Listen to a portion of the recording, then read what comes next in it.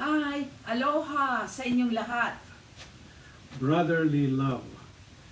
Dito yan ti maudi apaset ti series tayo nga Love Worth Sharing. Pwede na rin na ang title ay Command to Love One Another. Bagay na unay, dito yung panggibos, kadigiti na sarsarita tayo, may panggap kadigiti types of love worth sharing. Pwede niyong balikan ang ating post sa sacrificial love, abiding love, and perfect love, kung saan natin nai-apply ang love in action sa pakipagtulungan natin sa fundraising para sa mga accident victims na maglulo sa Tabog, Batak City. You still remember? Ngunit bago tayo magsimula sa ating message, meron akong apo sa Mamaklay Bloodline na maghandog sa atin ng worship song. Hi there. Just want to say hello to all the members of Lolopas Bible Study. Honolulu, Hawaii. God bless. Bless the Lord, oh my soul, oh my soul. Hanggang dito na lang tayo so that we'll not violate copyright rules. But thank you, Ismael, for this patikim na kanta ni Jen Soriano. Mga kaibigan, siya ay isa sa mga bagong members sa Mamaklay Bloodline natin. Thank you balasan ko tinsagot mo ang kanta para kadagiti kablad tayo ken amin nga dumdumnge kita. And let's proceed right away sa ating verse for this message. Mula sa 1 John 4:20 verse 21. Nita.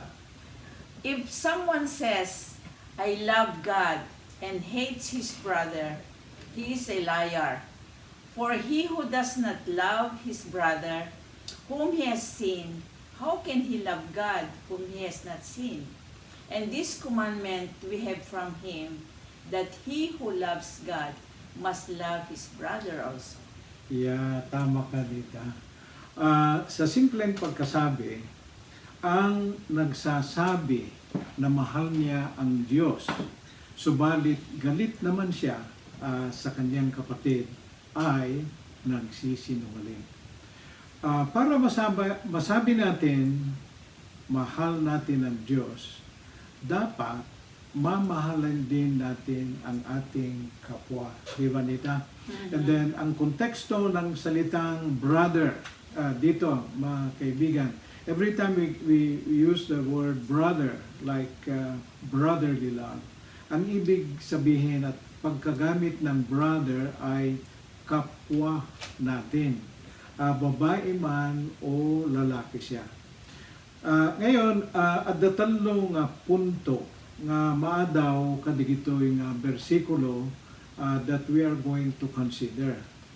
3 points to consider: the crime of hate and lies, the contradictions of faith, the commandment to love.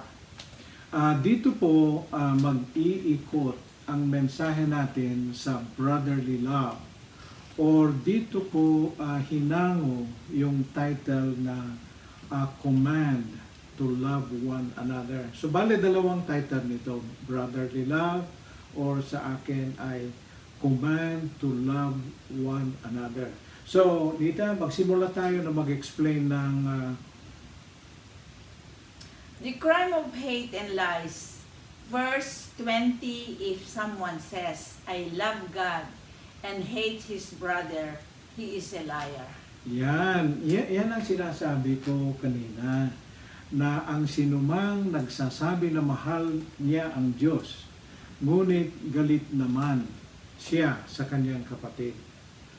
Simple na intindihin natin ang bersikulo nito, kaya yung salitang galit, okay? Yun na lang ang focus ng ating paliwanag, okay? Marami sa kapaligiran natin ay puno ng galit. Pagkagalit, okay? Pagkasuklam, sobrang pagkainis sa gobyerno, kung minsan sa politika, at kung minsan pati na rin sa relihiyon at mga tao. Subalit ang salitang galit ay ginamit ng bersikulong ito sa pamantayan na ito, importante ito nita, kung hindi mo minahal ang iyong kapwa, ay makategorize na galit ka sa kapwa mo. Mataas na pamantayan yan. Hindi pala ang sinasabi ay nasusuklam ka lang or sobrang naiinis ka. Hindi yan ang ibig sabihin sa pagkagamit ito. So, malagip ko dyan 10 commandments kakabsa. Tatapno makita yun dyan comparison. Nga tikunana, they dyan, thou shalt not kill. Kuna ti baro a testamento, nga uray lang dyan na palaos, nga gura, wano pong tut mo, nga di mo mapakawanti sa balik at karig na nga pinatay mo. So, namin ano pinatay na po nita. Balik esteti kaya't nangasaway. Kasmet jay, thou shalt not commit adultery. Okay? Ang pagka-apply dito sa New Testament ay kung tiningnan mo lang na may pagnanasa ang ibang babae na hindi mo asawa, adultery na yan. Okay? Talaga namang mabigat na standard ang sinasabi nito tungkol sa hate or galit. At tungkol naman sa lies, I understand na may iba't ibang examples ng kasinungalingan na ipapaliwanag mo sa susunod na punto. Sa sermon outline natin. Ano? Okay, tama. Dahil sa ang kasunod na ipapaliwanag natin ay mga the contradictions of faith in 1 John 4 verse 20. For he who does not love his brother whom he has seen, how can he love God whom he has not seen? nako, paano mo mamahalin ang Diyos na hindi mo pa nakita kung mismo na kabsat mo nga makitkitam, di mo pa'y amo may pateng. Nita, amuyo ka din nga da talong klase at kinaulbod. May 30 klase ng kasinungalingan sa libro ng 1 John. Kumbaga, ang tatlong ito ay kabaliktaran ng katotohanan or contradiction. 1 John first Three lies. three lies in the book of 1 John. Oo. 1 John 1 verse 6. If we say we have fellowship with him while we walk in darkness, we lie and do not practice the truth. So, Nita, para bang sinasabi nito na kahit ako'y nabubuhay na immoral, okay? Pwede pa rin akong mabuhay na malapit sa Diyos. So, yun ay kabaliktaran ng katotohanan. Yun ang tinatawag natin na moral na kasinungalingan, moral lie. So, ang immoralidad, mga kapatid, ay hindi pwedeng ihalo sa kabanalan ng Diyos. Anumang klase ng kasalanan ay magresulta sa pagkaputol ng fellowship natin kay God. 1 John verse 2, 22 to 23. Who is the liar but he who denies that Jesus is the Christ?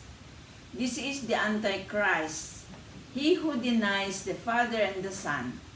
No one who denies the Son has the Father, and whoever confesses the Son has the Father also. So, bale ito yung pangalawang klase ng kasinungalingan. Ay yung nagsasabi na siya ay nakakakilala sa Diyos, okay? Siya ay nakakakilala sa Diyos, subalit hindi siya naniniwala kay Jesus Christ. So ito yung makita niyo diyan po. Yun, doctrinal lie ang ibig sabihin yan, kasinungalingan na doktrina ito. So ang kasunod na ito ay kasinungalingan na makita natin sa 1 John verse 4:20. For he who does not love his brother whom he has seen, how can he love God whom he has not seen? So, ito naman po yung tinawag ni Pastor Mark na makita natin diyan. Yun. Ito yung tinatawag niya na relational life. Contradiction nga ito. Dahil paano nga namang sasabihin na mahal mo ang Diyos, subalit hindi mo kayang mahalin ang kapwa mo? Diyos na mapagmahal ang tawag natin sa ating Diyos. God is love, di ba? So, He loved us so much, He gave His only begotten Son for us. And that means, Jesus died para din sa ating kapwa mananampalataya. So, God loves them too. So, how can we not love our fellow men? Kung hindi mo kayang mahalin ng kapwa mo na nakikita mo, paano nga namang mahalin ang Diyos na hindi pa nakita? So, sa tatlong klase ng kasinungalingan or may contradiction sa 1 John, may tatlong parang, ito dito, meron palang tatlong parang quiz na binigay ni Pastor Mark. Ano yung tatlong katanungan nita? Do we obey God's word? Ito'y moral test kung sinusunod ba natin ang mga kautusan ng Diyos. Okay. Do we believe what the Bible says about Jesus? Ito'y doctrinal test kung ikaw ba ay believer at follower ni Jesus Christ as our Lord and Savior, our God and King. Do we love one another? Ito naman ay yung relational test. In fact, napag-aralan natin last week na itinuturo ng chapter 4 na kung gaano tayo magmahal sa ating kapwa ang sugatan ng ating pagkakristyano. Yeah. Ibig sabihin, hindi tayo tunay na Kristiyano kung hindi tayo marunong magmahal sa ating kapwa. Nako, medyo mabigat na standard yan, kapatid. So, kung yun ang pamantayan, ilan kaya ang makapasa sa katanungan na yan? So, ngayon naman ay tatalakayin na natin ang pangatlong punto nga na daw dyan 1 John 4:21. The commandment to love. 1 John 4:21. And this commandment we have from Him, that he who loves God must love his brother also. Okay. So maliwanag ang sinasabi nito na ang isang tunay na Kristiyano ay siyang marunong magmahal sa kapwa. Hindi pwede na paghiwalayin ang pagmamahal sa Diyos at pagmamahal sa kapwa. So ang prinsipyo na ito ay hindi optional, hindi rin suggestion. Sinabi mismo ni Apo Jesus, dito abilin, di versikulo na babasahin ko sa huli ng message natin. Okay. At the quote ko, manipod ka ni John Piper, nalatak na author, can preacher, may panggap ti love in action. Dito yung panang ipakita ni the love of God perfected in us. Ita ket adamat quote ni Pastor Mark nga naggaputi may nga nagkaunapay nga ni John Piper. Iso dito ni John Stott nga nagkuna, Every claim to love God is a delusion if it's not accompanied by unselfish and practical love for our brethren. nako mabigat yan ha. Dito tigapuna so mawat tamitan no sapay. Ano nita? Mga kapatid, dito tigapuna nga na-capture ti panagraem ko kadayjay in feature me nga fundraising campaign to help Lolo Willie and grandson Kirby nga nadung partilugan ijay Tabog, Batak, Ilocos Norte. The teaching staff of Magnoang Elementary School spearheaded a campaign on Facebook to raise funds for the hospital expenses of the victims. Kaya deto'y post naka-arouse the overwhelming response ti adunga tao nga nag-donate ti sagabasit ngayon nagdagop ti panagkilen nga amount. Ag 170,000 nga ta itan jak na monitor na nalingan. Okay? It could be more or less. Maragsakan akmet unay nga mangipakamu nga to Jesus Reigns Ministries Batak chapter ket bibisita damet je balay Danolo Willie ken Kirby tapno idanon damet ti financial aid ti simbaan tayo. Praise the Lord. Yaman ang pastora sa Yaman kami, kunam ti ado. sa Jesus Reigns Ministries. Ay, Hawaii. JRM, Hawaii manang. Nimet Pastor Irene Ancheta ti Batak chapter tinangibagi ti Jesus Reigns Ministries Hawaii nga si marungkar kadigiti pamilya hamon. Agyaman ak unay nga natungpal metlaeng detoy leksyon tayo a perfect love nga nakaidemonstraran tayo ti prinsipyo ti love in action. Ang katotohanan nito ay mahirap na mag-preach tayo ng love one another or i-claim natin that we love God kung walang kaakibat na aksyon or aplikasyon ng pagtuturo natin ng pagmamahal sa kapwa. Palagay ko na naliwanagan ng ating tagapakinig itong commandment to love one another, na ito ay hindi natin maisatabi lamang dahil ito ang pagpapatunay na tunay tayong followers of Jesus if we love one another. Ket ita saritain tayo met, no kasano nga met ti panangiaplikar tayo deto'y nga bilin to love one another. Okay, detoy ti practical nga aplikasyon na tita. So what are the ways deta ti saludsod na in which we can show our brotherly love? Malagay po di kung kunakaon sa Selbina di mangmangig tayo nuhan tayo mamay aplikar na jay. So paulit-ulit at madalas mabasa natin ang commandment ni Lord Jesus na magmahalan tayo sa isa't isa katulad ng pagmamahal niya sa atin. Okay, foundational yan. Pero let me give you some other ways such as ito. Forgive one another. Matthew verse 6:14. For if you forgive other people when they sin against you, your heavenly Father will also forgive you. Ayan, so yan ang Matthew chapter 6 verse 14. Ano? Okay. And then, Colossians chapter 3 verse 13, bearing with one another, and if one has a complaint against another, forgiving each other as the Lord has forgiven you, so you must also forgive. okay. So, kaya't nakasawad na dyan, itaya, mandatory, okay, sa isang Kristiyano ang magpatawad. Gaputa, managbasol tayo amin.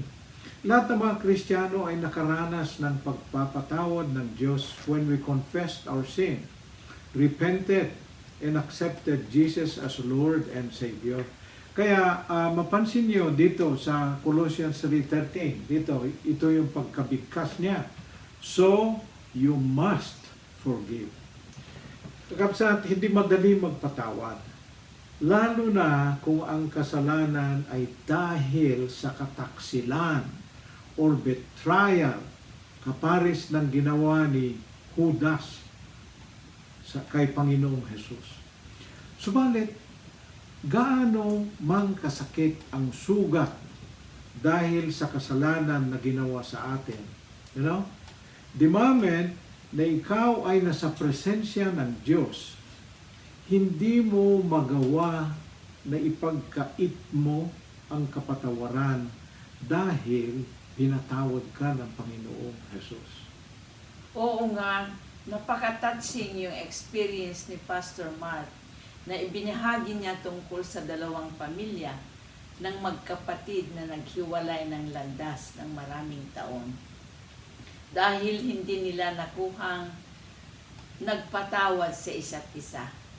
Subalit nung ang dalawang pamilya ay na born again or na-save kay Panginoon Jesus, sa kanilang pag-attend nila ng worship service na nagkataon forgiveness pa ang mensahe sa pagkakataon na iyon.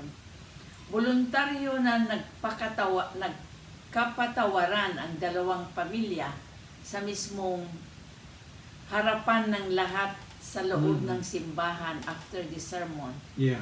Yang klase na aplikasyon ng salita ng Diyos ay dapat natin ma-experience when we listen to the Word of God. Yeah, tama ka Nita. Yun ang itinuturo natin. Kaya palagi tayong nagtatanong ng how do we apply. So, dito naman, ang ikalawa na way by which we can show or demonstrate our brotherly love. Kunana ito eh. Therefore, encourage one another and build one another up just as you are doing. So galing yan sa 1 Thessalonians chapter 5 verse 11. Ti encourage, pinagsinak di encourage. Ti encourage ngamin kakabsat. Ket ibagbagana nga ikam titured. Bigyan mo ng courage ang taong kulang or nawawalan na ng courage. Ibig sabihin, palakasin mo ang loob niya. Ito ay isang bagay na libre na huwag natin sanang tipirin. Good job. Well done. Dagijay, mabalin mo nga ipanged, nga pang-encourage tay tao. I-like mo yung post ng kaibigan mo, lalo na kung nakita mo kung gaano niya pinagsikapan yung post niya sa Facebook instead na sinasabi mo na, oh, bakit mo pinapakirapan ang sarili mo dyan? Okay. Mga kapatid, napakalaking bagay ang encouragement sa mga nawawalan na ng pag-asa. Kaya huwag natin kaligtaan ang magbigay ng support or a good work sa mga nagsusumika, a good word sa mga nagsusumika, or lalo na sa mga naglulupaypay na sa pagod. Build up instead of tearing down. Iwasan natin yung mag-criticize or mapuna natin ay pulos mistake na lang. Ano kaya kung i-focus natin ang magbigay ng compliment sa mga ginawang tama, maysa kaligiti kamali ng isang tao? Ako, Nita, pinapatawa mo yata ako niyan. Okay, pangatlo po, bear one another's burden. Galatians verse 6 to 2. To bear one another's burdens and so fulfill the law of Christ. Ang ginamit ni Pastor Mark na illustration sa Greek na bear ay yung parang makipagkarga ti load na pinapasan ng isang tao. Halimbawa, ay yung nagkakarga ng mahabang kahoy na mag-isa. Pwede ang isang taong tumulong ay kargahin ang isang dulo para gumaan ng pasanin yung mag-isa lang na kumakarga. Bale, iyan ang meaning ng bear. Okay. Ang isang real life example ng bear each other's burden ay yung tinulungan natin na accident victims na taga-Batak. Napakalaking halaga ang kinailangan nila para sa operasyon, ngunit maraming tumulong, help carry the burden, yung mga mahirap lamang na pamilya. Hindi sana nila nakaya ang gastos kung sila-sila lang ang nagkarga sa gastusin sa ospital. At sinabi pa nita sa Galatians chapter 6 verse 2, by doing so, ay sinusunod natin ang batas or utos ng Panginoong Jesus that we are to love one another. So, encouraging one another is definitely a part of loving one another. And then, ang huli na paraan kung paano tayo magmahal sa ating kapwa ay Number 4, confessing sin and praying for one another. James 5:16. Confess to one another, therefore, your faults, your slips, your false steps, your offenses, your sins, and pray also for one another, that you may be healed and restored to a spiritual tone of mind and heart. The earnest, heartfelt, continued prayer of a righteous man makes tremendous power available. That's dynamic in its working.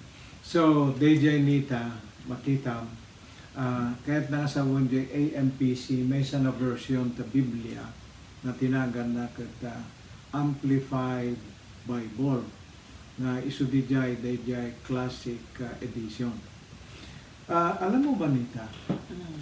Alam mo, dito ako natagalan na gumawa sa message natin. Dahil sa parang nahirapan ako na idugtong itong last point na confessing sin sa tema ng lesson natin na brotherly love. Okay? So, tapos na yung items 1, 2, and 3. Okay? Or nahirapan ako na magdugtong itong confessing sins dyan sa last point na ways you can show your brotherly love. Pati na rin yung ilustrasyon ni Pastor Mark tungkol sa isang may sakit na ipinag-pray nila sa Cavite nung na-destino siya doon many years ago. Nahirapan ako na makita ang harmony o relasyon ng mga ito. Kaya amoyo kakabsat dagdagdagan nak ninita nga dito yung maudi nga half paragraph lang kat marigatan na ka nangaramid. So, naging maliwanag po ito nung mabasa ko itong Amplified Bible Classic Edition na itong ginamit ko na version. So, dito ko ipapaliwanag yan. Ang experience ni Pastor Mark in praying for the sick and its relation sa verse na ito. He and another prayer partner sa church have been praying unsuccessfully sa isang may sakit na nagpa-pray over sa kanila. At matagal na nagkasakit ito, babae na ito, na hindi maintindihan kung ano ang cause. Hindi makalakad, parang may mabigat na pasanin ang mukha, walang lakas ang katawan, hindi makatulog, kaya bedridden or hindi lumalabas sa bahay. At nung habang ipinag-pray ni na Pastor Mark at isang kasama niya itong taong ito, parang may narinig si Pastor na utterance na kasama niya na nagsabi na kailangan ng may sakit na mag-confess.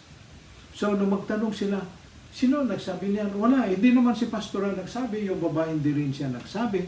But then, narinig nila na yung babae na may sakit na yan ay kailangang mag-confess. So tinanong ni Pastor Mark kung meron ka bang i-confess, meron ka bang anger, meron ka bang kinakagalitan, meron ka bang sakit sa loob na dapat mong i-confess dahil sa yun ang naririnig namin na utterance ng Holy Spirit. So alam mo Nita, hindi magsalita yung babae.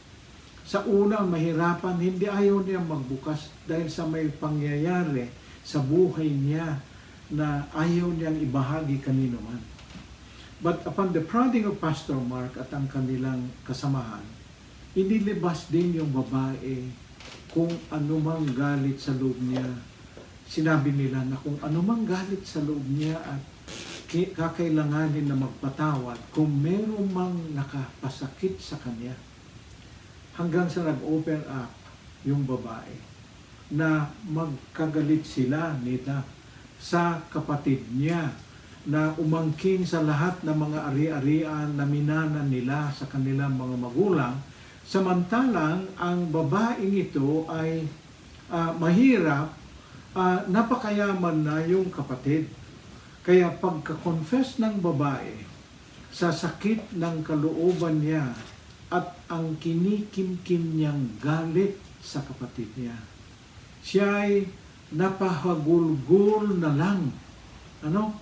Siya'y napahagulgul na lang na parang hindi mapigilan na pag-iyak. Doon naisip yung mga anak niya na nanonood din sa pangyayari niya. Doon nila naisip na tawagin yung uncle nila sa hindi kalayuan dahil sa ito yung kapatid na kinamumuhian ng nanay nila. To cut the long story short, dito sila nagkapatawaran right and there and then. At sa testimony ni Pastor Mark, parang nakakita siya ng milagro na pagkatapos na magkapatawaran ng magkapatid at nag-reconcile, sabay gumaling ang may sakit na babae, tumayo at naglakad na. At nita doon nagsimula ang complete recovery niya. Nangyari yung sinasabi ng James 5:16 dito, na if you confess your sins. Ano na yung sinabi? If you confess to one another, therefore your faults, your false steps, your offenses, your sins. Sabi nito, you may be healed and restored to a spiritual tone of mind and heart. And the prayer of the righteous man makes tremendous power available. So, doon ko nakita na ang confession ay kailangan sa restoration ng sugat na posibleng maghilom sa ibabaw. Okay? Ngunit sa loob ay may infection pa rin. Amo yun, dati sugat kakabsat nga da sugat na ito nga adda nanana ije unag nga naghilom na sa ibabaw ng sugat. Kasi nandun yung utos sa atin na forgive one another, love in spite of. May sugat na malalim sa loob at dahil sa panay na paniniwala na forgive one another, love in spite of, so gumaling sa ibabaw, pero ang doktor, mga kapatid, pero yung sugat sa loob ay hindi naghilom. Kaya para gumaling yon, ang ginagawa ng doktor ay gagawa ng surgical procedure at mapanlaman sugatan ng dayjay, kit sana palabasin yung nana na nandun sa loob. Pas para magkaroon ng complete healing. Ang katumbas po ng surgical procedure, amok tinagan na dayjay ding. Ibagak to naman minsan. Adanagan na dayjay, mapamukritan dayjay suga, tatapnong parwaran jay pas. The equivalent na dayjay kakabsat kat confessing our sins and faults that cause deep emotional wound. That is the surgery that brings complete healing. At doon ko nakita ang relevance ng verse na ito in loving one another, because the barrier caused by the pains of the past is finally broken down when confession takes place and real healing begins. So mga kaibigan, doon po nangyari yung milagro na sasaksihan ni Pastor Mark. Nakalakad yung may sakit, nakakain na at bumalik ng lakas. Kitamuyo ka di na ito ay yung example lamang ni Pastor Mark, pero siguro may mga tao diyan na ibang tao na mayroong ganitong sitwasyon na makita ang sugat sa pamamagitan ng depression, poor memory, and uncontrolled anger, or nasira na ang buhay ng isang tao at naging abnormal na ang kanyang buhay. Maraming iba't iba na symptoms sa ibang tao. Pero ang spiritual truth about the James chapter 5 verse 16 ay makakagawa ng miracle at gumaling lahat ng mga yan as a result of confessing our sins to one another and forgiving each other. Amen. Di ba, Anita? Amen. And lastly, ninita timang basa ka deto'y maudi na punto tayo kakabsat na deto'y tipanggibos tayo, timensahan tayo itatang oras. John 13, 34, 35. A new commandment I give to you, that you love one another, as I have loved you, that you also love one another. By this all will know that you are my disciples, if you have love for one another.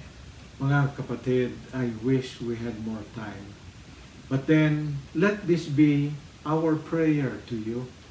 Binigyan po tayo ng bagong commandment ng Panginoong Jesus that we are to love one another. Kaparis ng pagmahal na ginawa niya sa atin, that He had to die in the cross for us. And so, that is the reason we should love one another. And then, sabi nito, by this all will know that you are my disciples if you have love for one another. Mga kapatid at mga kaibigan, yan po ang aming prayer sa inyo. At dito po kami nagpapaalam to wish you, may God bless you and forgive us all.